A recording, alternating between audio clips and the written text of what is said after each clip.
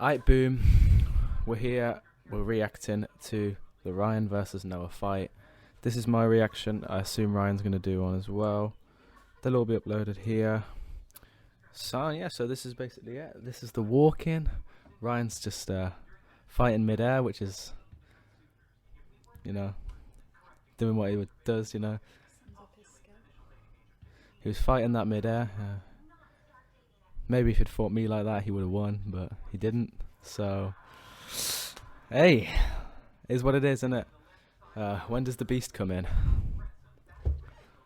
Come on, here he comes. Ryan's gonna say, he starts smiling because he sees me. He's scared inside, really. He's scared. Here he is. Look at him. Look at that man bun.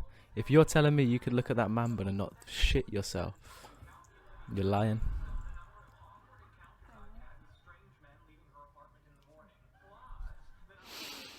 Alright, the cameraman for some reason just couldn't get it on. So here we go. So round one's kicked off now.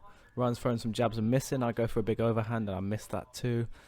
It's very keeping my distance. I'm trying to just feel him about. He's sort of just taking a few hits and he's throwing jabs that they're just falling short. I think reach was a big component to this fight. That's a lot of the time I was hitting him because I was going over the top of his punches.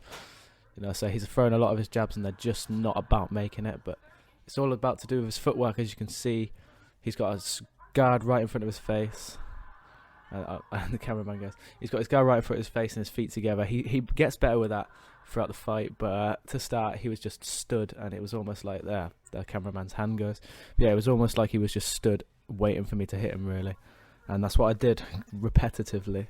But yeah, here he comes. So I'm putting like loads of little just over the tops in. I'm just catching him a tempo.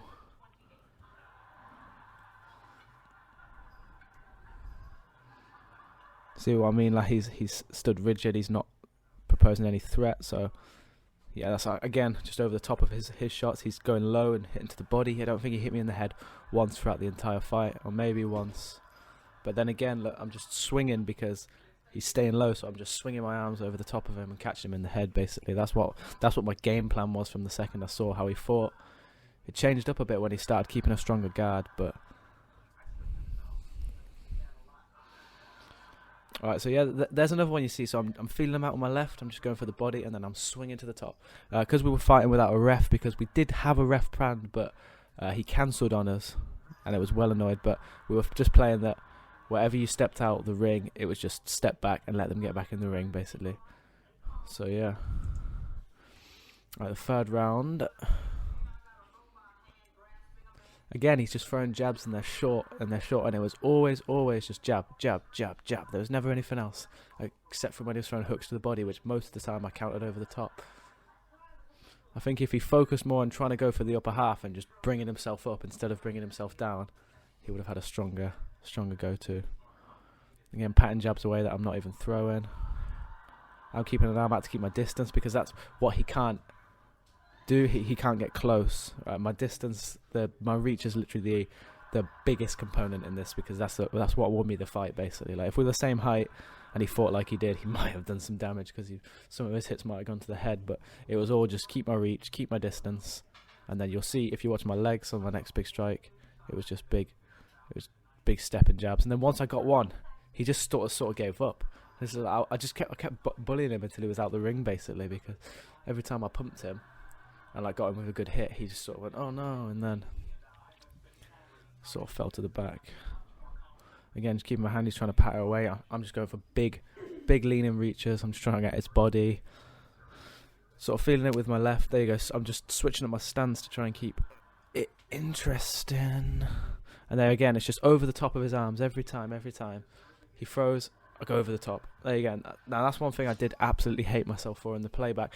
A lot of the times when he was putting pressure on, I was turning my whole body, and he could have, if I did that in a different fight against someone who with more aggression than Ryan had, he could have put me away. He could have just put a single shot in and absolutely clonked me as I was turning right inside of the head. I could have done, but straight away we're back into it. I again just go for the big reach over the top. Same again, over the top. That one's just the body and over the top. Again, it's always just over the top. See, my punches aren't even conditioned, I'm sort of just swinging. I'm doing like a KSI because I know he's just going to stay low, and I know his guard's going to be in front of his face no matter what. And that's exactly what happened throughout the fight. See there, he sort of just, he breaks his guard, but he leaves one hand there. Whereas if you're fighting with one hand, use your other hand to defend yourself. Don't just, he's defending himself on that side, but he's just leaving it there, and it's like. So there again, he's throwing some jabs. That was a good body shot. That was a good body shot. He put me away nice. Well, he didn't put me away, but again over the top. But this time, see, I'm just sort of throwing myself with the punches. I'm just like letting my arms take me, because every time I hit him, he's backing off rather than trying to block and counter. You know, that's what it is. So I'm moving back. He's dodging, moving back, dodging. All this, moving back, bang. And that was one of my best hits, because I'm moving back, I'm luring him in.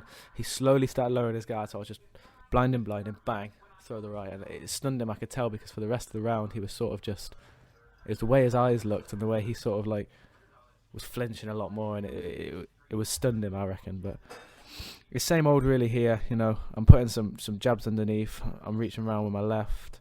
So, my cat, you can hear a bell jingling. She's cutting about.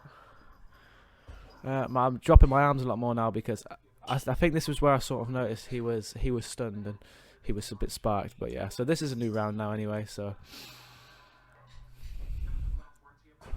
he's swinging. That's what I mean. He's swinging some hooks as well. Patting away some of my hits. I'm just keeping my arm out. He undid my glove there. Ducking, and then again going over the top, slipping and over the top, slipping and over the top. That's how I'm always playing it, by ear, by sight really. And then again, look, see, this is where I sort of knew he was a bit dazed from a few hits, because he was getting really aggressive, but there was just his head went. He was getting really aggressive, but there was sort of like no conditioning to it. Like he was just throwing body hooks, and like straight jabs over and over. And then once I could, like, of course it was like stress at the start, because I wasn't expecting it. So when he was getting really aggressive, I was just sort of guarding my body, like, what do I do? But yeah, then he started like dropping his guard to throw attacks, and I was just reaching over the top. This round, I'm obviously hitting him with some big hits.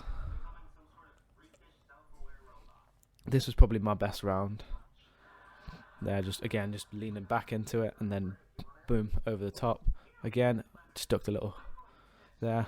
Again, he's just only going for the body, so I'm just keeping my body protected. My head was open the whole fight, and he didn't compromise on that, and that's what really annoyed me. That's what I'm trying to teach him now, because now the fight's over. We've been training for it, obviously, but we're going to train together now. And there was another one. Again, just over the top, big hook. Jabs there, slipping his. But like I was saying, just sort of go for openings. Don't just swing for damage, because that's what he was doing. And that's where I lost the points, because when I was getting scored, he turned his head and I was hitting him on the back of the head. So this was one of our best rounds, and obviously it went to him. And it was a 9-8. This was me talking about the decision, the points, and it was at the back of my head.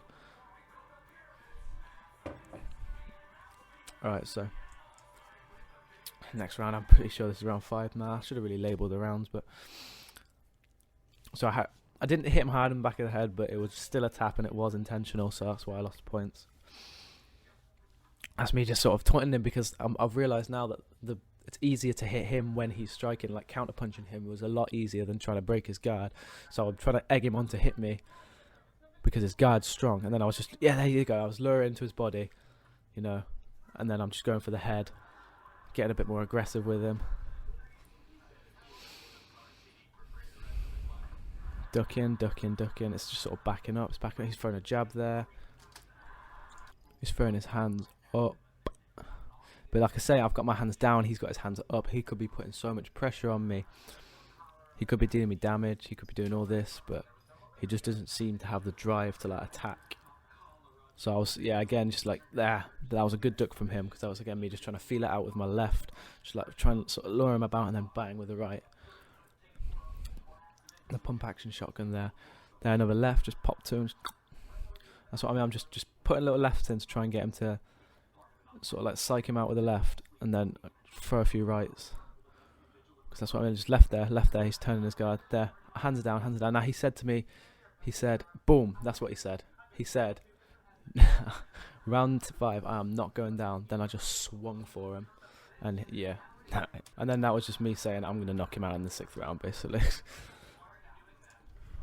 Yeah, I don't really know what I'm doing here. I'm just being a bit of a dickhead.